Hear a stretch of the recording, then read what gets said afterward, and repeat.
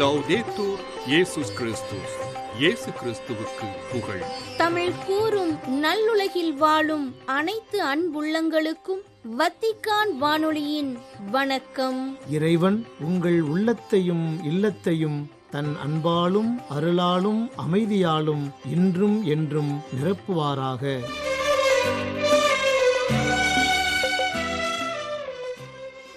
அன்பு நேயர்களே, வத்திக்கான் வானொலி இன்று உங்களுக்கு வழங்க இருப்பவை: தடம் தந்த தகைமை, திரு அவையில் யூபிலியாண்டு 2025 மற்றும் செய்திகள்.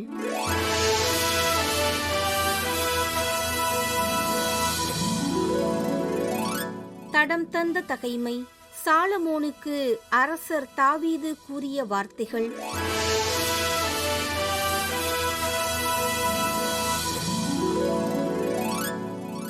தாவீது தன் மகன் சாலமோனை நோக்கி, என் மகனே, ஆண்டவர் உன்னோடு இருப்பாராக. அவர் உன்னை குறித்து கூறியபடியே உன் கடவுளாகிய ஆண்டவரின் இல்லத்தை நீ கட்டி முடிப்பதில் வெற்றி பெறுவாயாக. உன் கடவுளாகிய ஆண்டவரின் திருச்சட்டத்தை கடைபிடித்து இஸ்ரவேலை ஆள்வதற்கு வேண்டிய அறிவையும் விவேகத்தையும் ஆண்டவர் உனக்கு தந்தருள்வாராக. ஆண்டவர் மோசேயின் வழியாக இஸ்ரவேலுக்கு கட்டளையிட்ட நியமங்களையும் நீதி நெறிகளையும் கடைபிடித்து அதன்படி செய்தால் நீ வளம் பெறுவாய். திடம் கொள், உறுதியாயிரு, அஞ்சாதே, கலங்காதே. இதோ, எளியேன் ஆண்டவரின் இல்லத்திற்காக 4000 டன் பொன்னும் 40,000 டன் வெள்ளியும் எடை மதிப்பிட இயலா வெண்கலமும் இரும்பும் ஏராளமாய் சேகரித்துள்ளேன். மரங்களும் கற்களும் தயார் செய்து வைத்துள்ளேன். நீ இன்னும் அதிகம் சேகரிப்பாய். வேலை செய்ய திரளான ஆட்களும் கல்தச்சர், கொத்தர், தச்சர் ஆகியோரும் பொன், வெள்ளி, வெண்கலம், இரும்பு ஆகியவற்றை கொண்டும் எல்லாவித வேலைப்பாடுகளையும் செய்யக்கூடிய எண்ணற்ற கைவினைஞர்களும் இருக்கின்றனர். எழு, செயல்படு, ஆண்டவர் உன்னோடு இருப்பாராக என்று கூறினார்.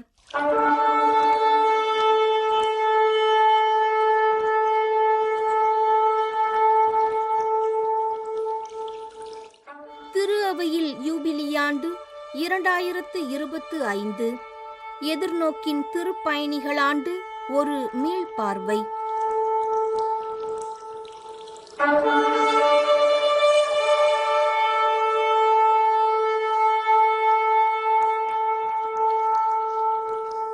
அன்பு நேயர்களே, எதிர்நோக்கின் திருப்பயணிகள் என்ற இந்த யூபிலியாண்டானது தொடங்கப்பட்டு ஏறக்குறைய 6 மாதங்களை சிறப்பாக கடந்துவிட்டது. 2024ஆம் ஆண்டு டிசம்பர் 25 கிறிஸ்து பிறப்பு பெருவிழாவன்று ஆரம்பமாகிய இந்த யூபிலியாண்டு 2025ஆனது 2026ஆம் ஆண்டு ஜனவரி 6 திருக்காட்சி பெருவிழாவன்று நிறைவு பெற இருக்கின்றது.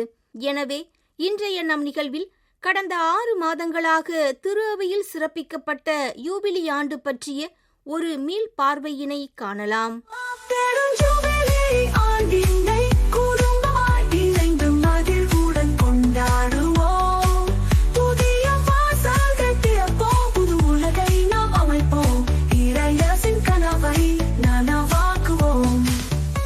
இரண்டாயிரத்து 24ஆம் ஆண்டு டிசம்பர் 25 கிறிஸ்து பிறப்பு பெருவிழா நள்ளிரவு திருப்பலியின் போது திருத்தந்தை பிரான்சிஸ் அவர்கள் வத்திக்கான் தூய பேதுரு பெருங்கோவிலின் புனித கதவினை திறந்து வைத்து யூபிலி ஆண்டினை துவக்கி வைத்தார்.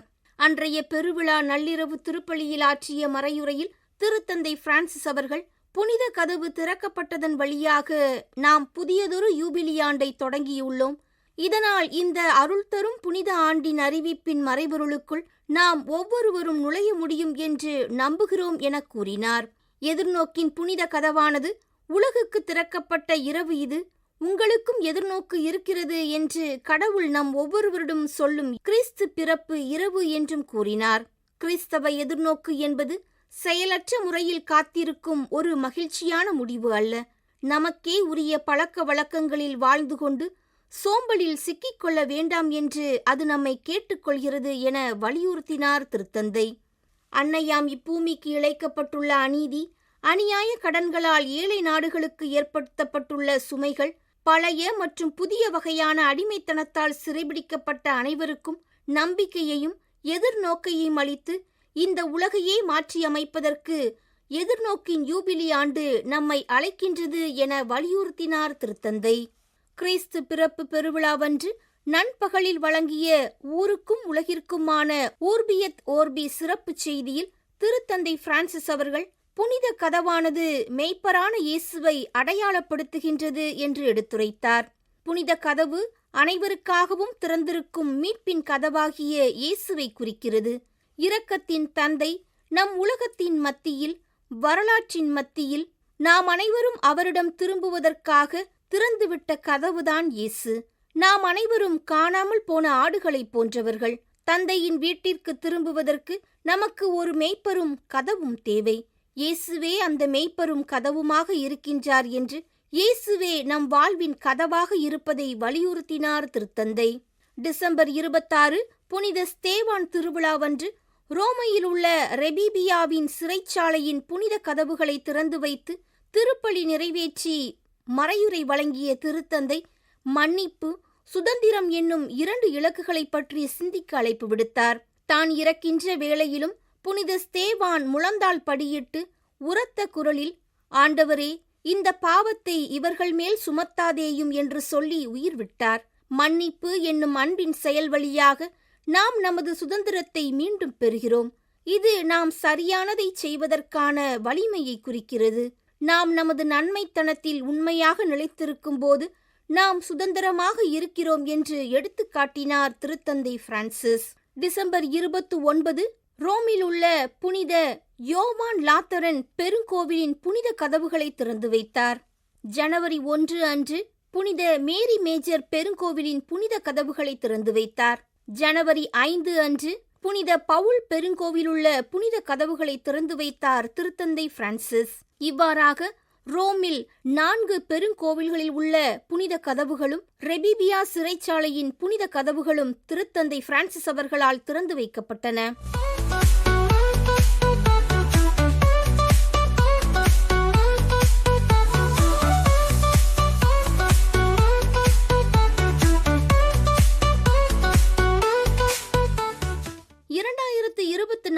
ஆண்டின் இறுதி நாளாகிய டிசம்பர் 31 நள்ளிரவு நன்றி திருவழிபாட்டின் போது எதிர்நோக்கின் திருப்பயணிகள் என்ற இந்த யூபிலியாண்டின் மையக்கருத்தானது பல்வேறு அர்த்தங்கள் நிறைந்ததாகவும் முன்னோக்கு வழிகள் பலவற்றை கொண்டதாகவும் இருக்கின்றது. இதுவே திருப்பயணங்களின் பாதையாகவும் அமைகின்றது என்று வலியுறுத்தினார் திருத்தந்தை. எதிர்நோக்கின் சிறந்த பாதைகளில் ஒன்று உடன்பிறந்த உணர்வு. அனைவரும் உடன்பிறந்தோரே என்ற சுற்றுமடலில் திருத்தந்தை பிரான்சிஸ் அவர்கள் வலியுறுத்தி உள்ளதும் இதுவே. ஆம், உலகின் எதிர்நோக்கு என்பது நம் உடன்பிறந்த உணர்வில் உள்ளது. 2025 ஆண்டு புத்தாண்டு திருப்பலியின் போது ஆற்றிய மறையுரையில் நமது வாழ்வில் மீண்டும் ஒரு புதிய ஆண்டினை இறைவன் கொடுத்துள்ளார். ஆண்டின் தொடக்கத்தில் நமது எண்ணத்தை அன்னை மரியாவை நோக்கி உயர்த்துவது மிக நல்லது. இறைவனின் தாயான மரியா இயேசுவுடனான நமது உறவை வலுப்படுத்துகிறார். நம்மை அவரிடம் மீண்டும் கொண்டு சேர்க்கிறார். அவரை பற்றி நம்மிடம் எடுத்துரைத்து அவரிடமே நம்மை அழைத்துச் செல்கின்றார் என்று அன்னை மரியா எதிர்நோக்கின் கதவாக இருப்பதை பற்றி வலியுறுத்தினார் திருத்தந்தை. யூபிலியாண்டிற்கான புனித கதவினை திறந்துள்ள நமக்கு இயேசுவை இவ்வுலகிற்கு கொண்டு வரும் கதவாக, நுழைவாயிலாக அன்னை மரியா இருக்கின்றார் என்பதை நினைவூட்டினார் திருத்தந்தை. 2025 ஆண்டு ஜனவரி 24 முதல் 26 வரை உலக சமூக தொடர்புகளுக்கான யூபிலி நாளாக திரு அவையில் சிறப்பிக்கப்பட்டது. எதிர்நோக்கின் கதைகளை அனைவருக்கும் எடுத்துரைக்கக்கூடியவர்களாக சமூக தொடர்பாளர்கள் இருக்க வேண்டும். அனைத்தையும் இழந்துவிட்டதாக தோன்றினாலும் அதில் மறைந்திருக்கும் நன்மையின் துகள்களை தேடுபவர்களாக, எதிர்நோக்கிற்கு நேர்மாறான அவநம்பிக்கை சூழலிலும் எதிர்நோக்கை தேட அனுமதிப்பவர்களாக சமூக தொடர்பாளர்கள் இருக்க வேண்டும் என்று வலியுறுத்தினார் திருத்தந்தை. பிப்ரவரி 8, 9 ஆகிய நாட்களில் காவல் படையினர் மற்றும் பாதுகாப்பு படையினருக்கான யூபிலி நாள் சிறப்பிக்கப்பட்டது. சமூக மற்றும் அரசியல் வாழ்க்கையின் பல பரிமாணங்களை உள்ளடக்கிய ஒரு பெரிய பணியானது இராணுவம், காவல் மற்றும் பாதுகாப்பு படையினரிடம் ஒப்படைக்கப்பட்டுள்ளது. நாடுகளின் பாதுகாப்பிற்கான அர்ப்பணிப்பு, சட்டபூர்வமான தன்மை மற்றும் நீதியின் பாதுகாவலர்களாக இருக்க அவர்கள் அனைவரும் அழைக்கப்படுகின்றார்கள் என்று சுட்டிக்காட்டினார் திருத்தந்தை. இயேசுவைப் போல பாதுகாப்பு தேவைப்படும் நிலையில் இருக்கும் மக்களை பார்த்து, அவர்களது வாழ்க்கை படகில் ஏறுங்கள், அமருங்கள், நற்செய்தியின் வெளிச்சத்திலும் நன்மைக்கான பணியிலும் தொடர்ந்து நிலைத்து நில்லுங்கள் என்று வலியுறுத்தினார் திருத்தந்தை பிரான்சிஸ்.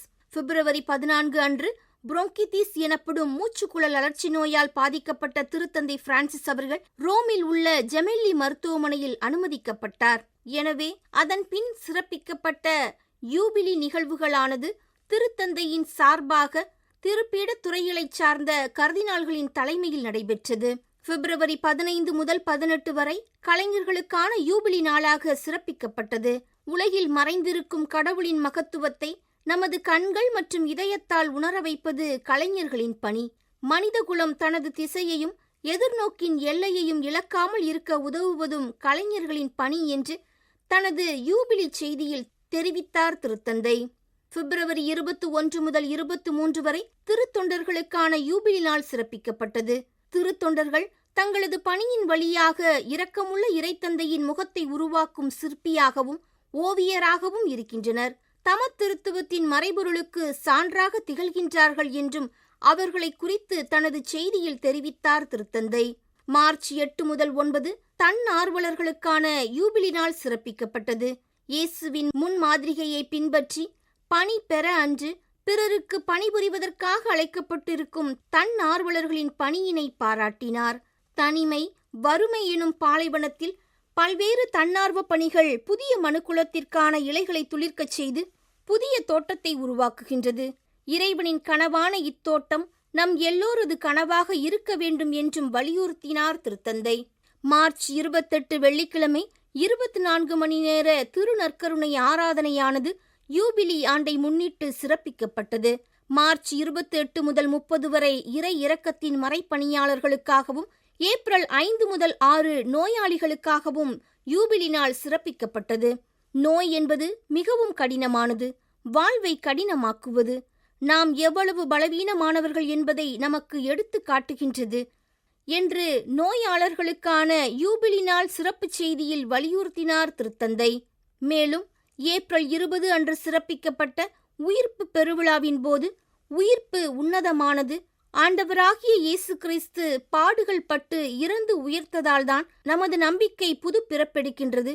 இயேசு நமக்காக உயிர்த்தார் என்ற நம்பிக்கையில் ஆளப்பட்டவர்களாய் நாம் வாழவும், நமது வாழ்வை நம்பிக்கையின் சான்றாக மாற்றவும் இந்த உயிர்ப்பு நாளில் இறைவன் நம்மை அழைக்கின்றார் என்பதை உணர்ந்து வாழ வலியுறுத்தினார் திருத்தந்தை. உயிர்ப்பு பெருவிழாவன்று வத்திக்கான் வளாகத்தில் கூடியிருந்த திருப்பயணிகள் அனைவரையும் இறுதியாக வாழ்த்திய திருத்தந்தை பிரான்சிஸ் அவர்கள் உயிர்ப்பு நாளுக்கு அடுத்த நாள் திங்கட்கிழமையன்று இறைப்பதம் சேர்ந்தார். மே 8 அன்று திரு அவையின் 267வது புதிய திருத்தந்தையாக திருத்தந்தை 14ஆம் லியோ அவர்கள் தேர்வு செய்யப்பட்டார். டிசம்பர் 25 கிறிஸ்து பிறப்பு பெருவிழா முதல் இயேசுவின் உயிர்ப்பு பெருவிழா வரை 2025ஆம் ஆண்டு எதிர்நோக்கின் திருப்பயணிகள் யூபிலி ஆண்டினை மிகச் சிறப்பான முறையில் திருத்தந்தை பிரான்சிஸ் அவர்கள் வழிநடத்தினார். திருத்தந்தை 14ஆம் லியோ அவர்களால் மே, ஜூன் ஆகிய மாதங்களில் சிறப்பிக்கப்பட்ட யூபிலி நிகழ்வுகள் குறித்து வரும் வாரத்தில் காணலாம்.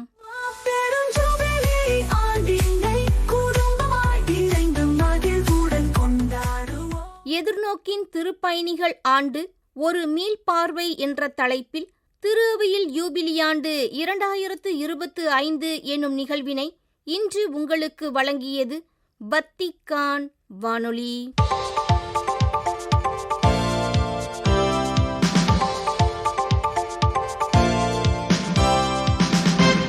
செய்திகள். பூமியின் மற்றும் ஏழைகளின் அழுகையை நாம் கேட்கிறோம். ஏனென்றால் இந்த கூக்குரல் கடவுளின் இதயத்தை எட்டியுள்ளது என்றும், நமது கோபம் அவருடைய கோபமாக வெளிப்பட்டுள்ளது, நமது பணியே அவருடைய பணியாகவும் அமைந்துள்ளது என்று கூறினார் திருத்தந்தை 14ஆம் லியோ. ஜூலை 9 புதன்கிழமை ரோமைக்கு அருகிலுள்ள காஸ்தல் கந்தோல்ஃபோ கோடை விடுமுறை இல்லத்தில் நிறைவேற்றிய திருப்பலியில் இவ்வாறு கூறிய திருத்தந்தை, மறைந்த முன்னாள் திருத்தந்தை பிரான்சிஸ் அவர்கள் எழுதிய திருமடலான இறைவா உமக்கே புகழ் குறித்தும் தனது மறைவுரையில் குறிப்பிட்டார். அச்சம் மற்றும் குழப்பத்தின் மத்தியில் நம்பிக்கையை அடையாளப்படுத்த புயலை அமைதிப்படுத்திய இயேசுவின் விவிலிய நிகழ்வை பயன்படுத்தி புதிய வாழ்க்கையையும் அமைதியையும் கொண்டு வரும் அவரின் வலிமையை குறித்து தனது மறைவுரையில் எடுத்துக்காட்டினார் திருத்தந்தை. இறுதியாக படைப்புடன் இணக்கமாக வாழ்வதையும் பாவம் மற்றும் அநீதியிலிருந்து விலகுவதையும் சுற்றுச்சூழல் மற்றும் சமூக நெருக்கடிகளை நிவர்த்தி செய்வதற்கான ஒரு வழியாக நல்லிணக்கத்தை வளர்ப்பதையும் ஊக்குவித்த திருத்தந்தை இந்த குணப்படுத்தும் பயணத்தில் பங்களிக்க அனைவருக்கும் அழைப்பு விடுத்து தனது மறைவுரையை நிறைவு செய்தார். திருத்தந்தை 14ஆம் லியோ அவர்கள் திருத்தந்தையாக தேர்ந்தெடுக்கப்பட்டு 2 மாதங்கள் ஆன நிலையில் அவரை பற்றி வெளியாகி வரும் புகைப்படங்கள் மிகவும் ஆழமான அர்த்தங்களை கொண்டுள்ளதாக கூறப்பட்டுள்ளது. கடந்த மே மாதம் 8ஆம் தேதியன்று திருத்தந்தையாக தேர்ந்தெடுக்கப்பட்ட பின் தூய பேதுரு பெருங்கோவிலின் வளாகத்தின் மைய குவிமாடத்திலிருந்து வழங்கிய சிறப்பு ஆசிர்வாதத்தின் போது மகிழ்ச்சியில் திளைத்திருந்த மக்கள் கூட்டத்தை பார்த்து திருத்தந்தை 14ஆம் லியோ அவர்கள் வெளிப்படுத்திய உணர்வுகளைப் போன்ற சில காட்சிகளும் அவற்றில் அடங்கும். மேலும் மற்றுமொரு அரிய புகைப்படமாக குழந்தைகளுக்கான வத்திக்கான் கோடை முகாமின் போது திருத்தந்தை ஒரு சிறுமியின் அருகில் அரைமண்டியில் அமர்ந்தவாறு ஒரு வரைபடத்தை காட்டுகிறார். இந்த புகைப்படம் எதிர்காலத்திற்கான ஒரு செய்தியையும் ஒரு புது பார்வையையும் தாங்கி நிற்கிறது. இந்த புகைப்படத்தில் திருத்தந்தை புன்னகையுடன் புகைப்படம் எடுக்கும் நபரை பார்க்கிறார். அதே வேளையில் இந்த தருணத்தால் ஈர்க்கப்பட்ட சிறுமி புகைப்பட கருவியை பார்க்காமல் தனது புன்னகை நிறைந்த பார்வையை திருத்தந்தையின் மீது பதிக்கிறார். உங்களின் அழுகுரல் கடவுளின் இதயத்தை எட்டியுள்ளது என்று ஓர் இதழ் ஒன்றில் கூறியுள்ளார் திருத்தந்தை 14ஆம் லியோ.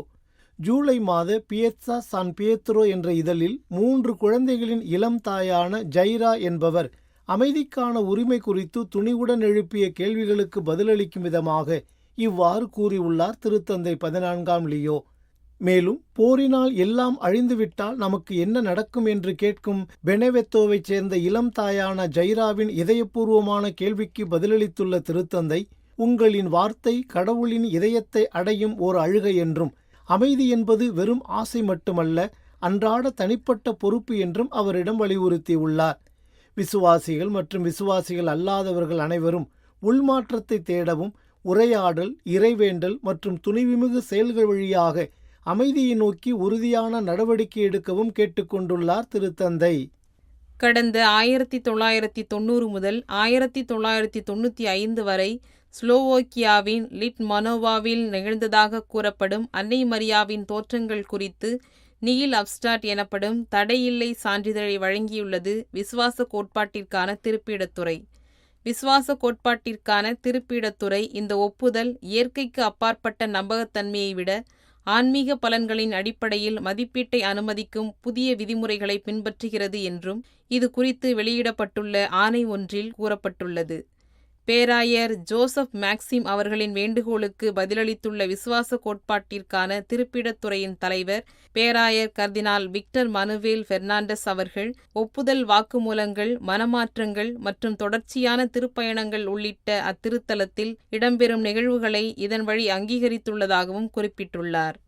ஜூலை 5 சனிக்கிழமையன்று தென்கொரியாவின் சியோல் மறைமாவட்டம் ஹிகே மற்றும் பியோங்கோ துன்புறுத்தல்களின் போது விசுவாசத்திற்காக உயிர் துறந்த 79 கொரிய மறைசாட்சிகள் புனித நிலைக்கு உயர்த்தப்பட்டதன் 100வது ஆண்டு நிறைவை கொண்டாடியுள்ளது. துன்புறுத்தலிலும் மற்றும் சோதனைகளிலும் கூட இந்த மறைசாட்சிகள் ஒருபோதும் இயேசுவின் மீதான தங்கள் நம்பிக்கையை கைவிடவில்லை. அதே வேளையில் அவர்களின் சகிப்புத்தன்மையையும் நம்பிக்கையையும் ஆழப்படுத்தியுள்ளது என்றும் இறுதியில் மரணத்தை கூட வென்று இயேசுவின் மீதுள்ள உண்மையான நம்பிக்கையாக அது உருப்பெற்றது என்றும் தனது மறைவுரையில் சுட்டிக்காட்டியுள்ளார் சியோல் பேராயர் பீட்டர் சூன் தைங் சுங். நேயர்களே, இத்துடன் வத்திக்கான் வானொலியின் தமிழ் ஒளிபரப்பு நிறைவு பெறுகின்றது. தொடர்வது அதன் மலையாள நிகழ்ச்சிகள். உங்கள் செவிமடுத்தலுக்கு நன்றி. வணக்கம். வணக்கம்.